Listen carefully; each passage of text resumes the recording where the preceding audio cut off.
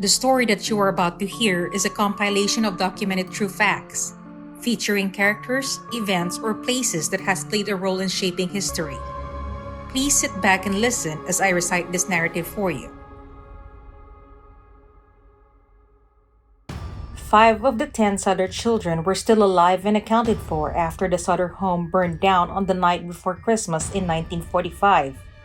What about the other 5? According to all accounts, they have vanished into thin air. Born Giorgio Sodder in Tula, Sardinia in 1895, George Sodder immigrated to the United States when he was 13 years old. An older brother who had accompanied him to Ellis Island returned to Italy immediately, leaving George alone. He found work on Pennsylvania railroads, transporting water and supplies to laborers, and after a few years, relocated to Smithers, West Virginia. Smart and ambitious, he began his career as a driver before starting his own trucking company, hauling dirt for construction and then freight and coal. He walked into a local store called the Music Box one day and met the owner's daughter, Jeannie Cipriani, who had immigrated from Italy when she was 3 years old. Between 1923 and 1943, they married and had 10 children before settling in Fayetteville, West Virginia, an Appalachian town with a small but active Italian immigrant community. According to one county magistrate, the Sodders were one of the most respected middle-class families around. George had strong opinions on everything from business to current events and politics, but he was reluctant to discuss his youth for some reason. He never explained what had happened in Italy that had prompted him to want to live. On that fateful night, December 24, 1945, as soon as George realized that 5 of their children were still trapped inside the burning house, he attempted to save them by breaking a window and slicing a swath of his skin from his arm. He couldn't see anything through the smoke and fire that had engulfed all of the downstairs rooms, including the living and dining rooms, kitchen, office, and his and Jenny's bedrooms. He was thinking that 2-year-old Sylvia, whose crib was in their bedroom, was safe outside, as were Marian, 17 years old, and her 2 sons, 23-year-old John and 16-year-old George Jr., who had fled the upstairs bedrooms they shared, singeing their hair on the way out. Maurice, Martha, Louise, Jenny, and Betty, he reasoned, had to be up there cowering in 2 bedrooms on opposite ends of the hallway, separated by a now engulfed in flames staircase. He dashed back outside, hoping to reach them through the upstairs windows, but the ladder he usually propped against the house was strangely missing. He had an idea. He'd drive one of his 2 coal trucks up to the house and climb on top to reach the windows. But despite the fact that they had worked flawlessly the day before, neither would start now. He scoured his mind for another possibility. He attempted to scoop water from a rain barrel, but it was frozen solid. 5 of his children were trapped inside. Those huge whipping ropes of smoke. He didn't notice that his arm was slick with blood or that screaming their names hurt his throat. Marian, his daughter, dashed to a neighbor's house to call the Fayetteville Fire Department but received no answer. A neighbor who saw the fire called 911 from a nearby tavern but no one answered. Exasperated, the neighbor drove into town and found Fire Chief F.J. Morris, who sounded Fayetteville's version of a fire alarm. A phone tree system in which one firefighter called another, who called another, and so on. Although the fire department was only 2.5 miles away, the crew didn't arrive until 8 a.m., 7 hours later, by which time the Sodders' home had been reduced to a smoking pile of ash. George and Jeannie assumed that 5 of their children had died, but a quick search of the grounds on Christmas Day turned up no trace of their whereabouts. According to Chief Morris, the fire was hot enough to completely cremate the bodies. Despite the fact that Christmas lights were still on after the fire, a state police inspector combed the rubble and blamed the fire on faulty wiring. George concealed the basement under 5 feet of dirt with the intention of preserving the site as a memorial. Just before the new year, the coroner's office issued 5 death certificates attributing the causes to fire or suffocation. The Sodders, on the other hand, had begun to wonder if their children were still alive. George and Jeannie Sodder spent a fortune on detectives to investigate the fire, believing it was a cover-up for their children's kidnapping. Several pieces of evidence and eyewitnesses corroborated George's kidnapping theory. In 1968, a photo allegedly sent by Louis Sodder was mailed to the surviving family with the message, "Louis Sodder, I love brother, Frankie." A9132 or 9135, Lil Boys. Detective C.C. Tensley was hired to look into the photo and where it came from, but he never returned. A billboard describing the family mystery was erected near the site of their house, but no investigation into the children's whereabouts was conducted, and the coroner's report declared them legally dead. The Sodders began to piece together a series of odd moments leading up to the fire while planting flowers in the space where their house had stood. A stranger had shown up at the house a few months earlier, back in the fall, asking about hauling work. He walked around the back of the house, pointed to two separate fuse boxes and said, "This is going to cause a fire someday." Strange, George thought, especially since he had just had the wiring checked by the local power company, who said it was in perfect working order.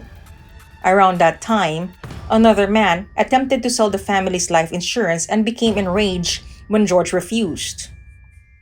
"Your gosh dang house is going up in flames and your children are going to be destroyed," he warned.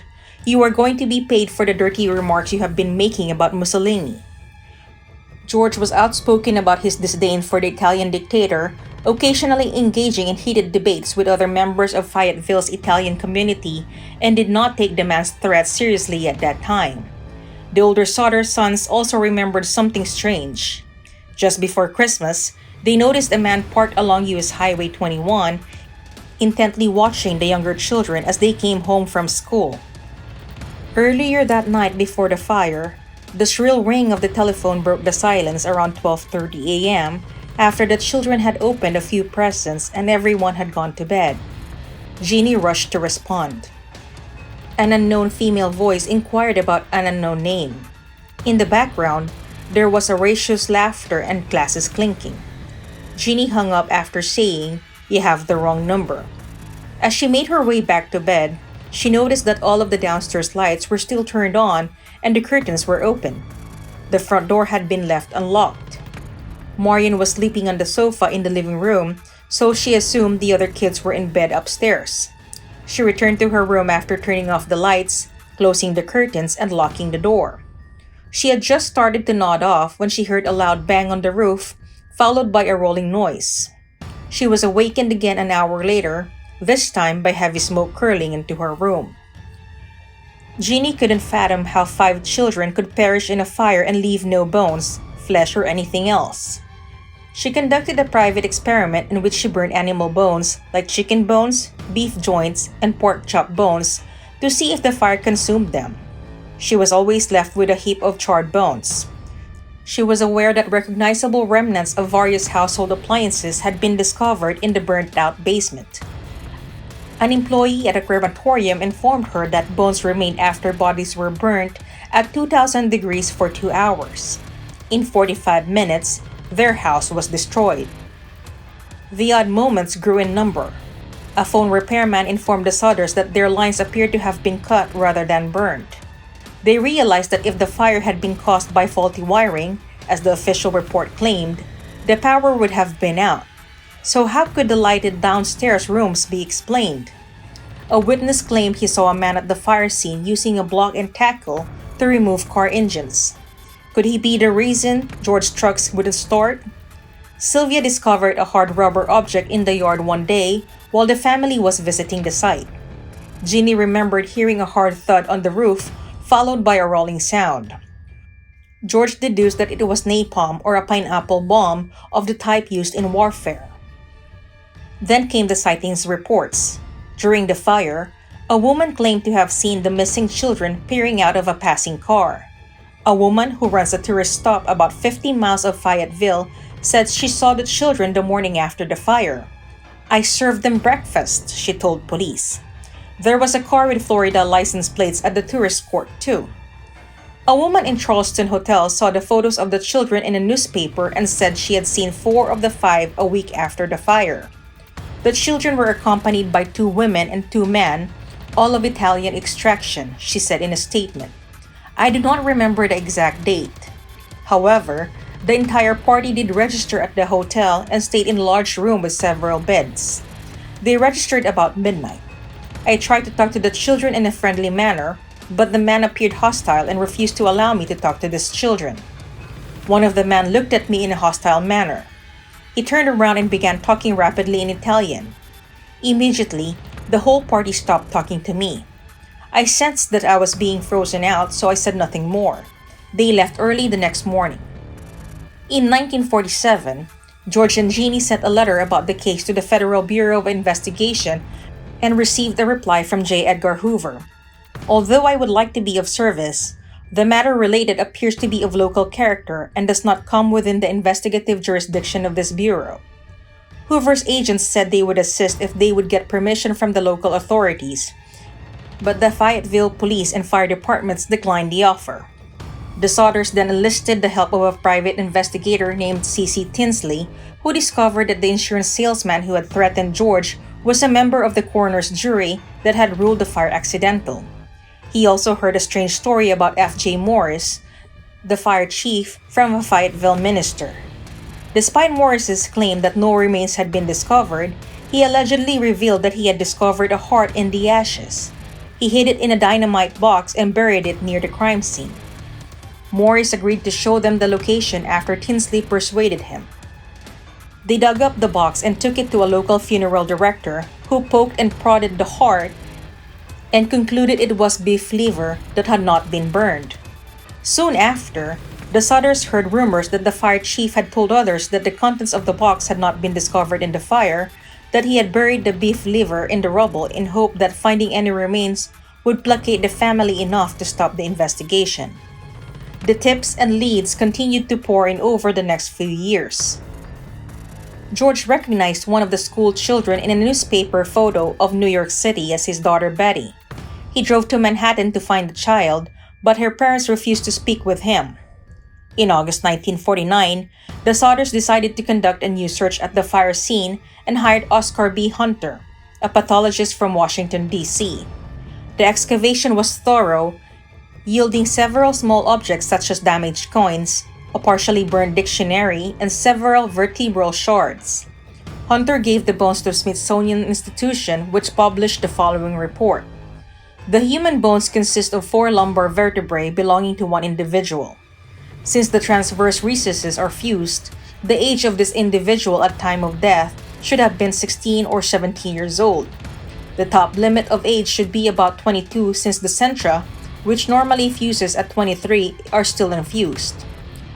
On this basis, the bones grow greater skeletal maturation than one would expect for a 14-year-old boy, the oldest missing Sodder child.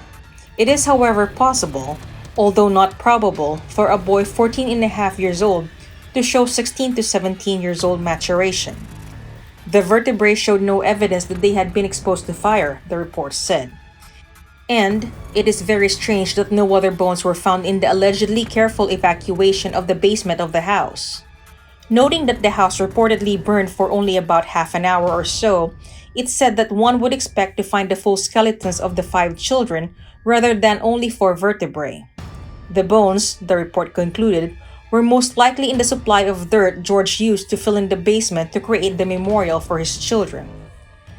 The Smithsonian report prompted 2 hearings at the Charleston Capitol, following which Governor O.K.L. Patterson and State Police Superintendent W.E. Borchett told the Sodders their search was hopeless and declared the case closed. Undaunted, George and Jeannie erected a billboard along Route 16 and distributed flyers offering a $5,000 reward for information leading to the recovery of their children. They quickly raised the amount to $10,000. A letter from a woman in St. Louis arrived stating that the oldest girl, Martha, was in convent there. Another tip came from Texas, where a bar patron overheard an incriminating conversation about a Christmas Eve fire in West Virginia many years ago. Someone in Florida claimed the children were staying with Jeannie's distant relative. George took a trip across the country to investigate each lead, always returning home without any answers. The Sodders speculated that the children were kidnapped in an attempt to extort money, to coerce George into joining the local mafia, or in retaliation for George's outspoken criticism of Mussolini and Italy's fascist government. From the 1950s until Jenny Sodder's death in the late 1980s, the Sodder family kept a billboard on State Route 16 with photos of the five missing children and a reward for information. A year later, in 1968, George died, still hoping for a breakthrough in the case. Jeannie built a fence around her property and began adding rooms to her house, layer upon layer between herself and the outside world. She had worn black as a sign of mourning since the fire and continued to do so until her death in 1989. The billboard was eventually taken down. Her children and grandchildren continued the investigation and developed their own theories. The children were abducted by someone they knew. Someone who burst through the unlocked front door, informed them of the fire, and offered to take them somewhere safe. They might not have made it through the night. If they had, and if they had lived for decades, if that was Lewis in the photograph, they would have failed to contact their parents only to protect them. Sylvia, the youngest and last surviving Sodder child, is now 69 years old and believes her siblings did not perish in the fire. When she has time, she visits crime-solving websites and converses with people who are still intrigued by her family's mystery. Her very first memories are of that night, when she was 2 years old, in 1945. She'll never forget seeing her father bleed or hearing the terrible symphony of everyone's screams, and she's still no closer to understanding why. For nearly 4 decades, anyone driving down Route 16 near Fayetteville, West Virginia, could see a billboard with grainy images of 5 children, all dark-haired and solemn-eyed with their names and ages. Maurice, 14 years old, Martha, 12 years old, Louise, 9 years old, Jenny, 8 years old, and Betty, 5 years old, stamped beneath along with speculation about what happened to them. Fayetteville was and still is a small town with a main street that isn't more than 100 yards long, and rumors have always played a bigger role in the case than evidence. No one could agree on whether the children were dead or alive. Everyone agreed on one thing. On the night before Christmas 1945, George and Jenny Sodder and 9 of their 10 children went to bed. One son was away in the army. Around 1 o'clock a.m., a fire broke out. George and Jeannie and 4 of their children escaped, but the other 5 were never seen again.